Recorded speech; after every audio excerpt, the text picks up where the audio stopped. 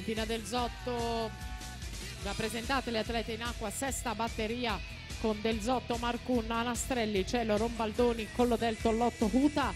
Rombaldoni davanti 28-44, Cielo 28-53, Collodel 30-04, Anastrelli 30-17, Marcun 30-40, 30.40, Tollotto 31-11, Del Zotto 31-64, Uta 32-84.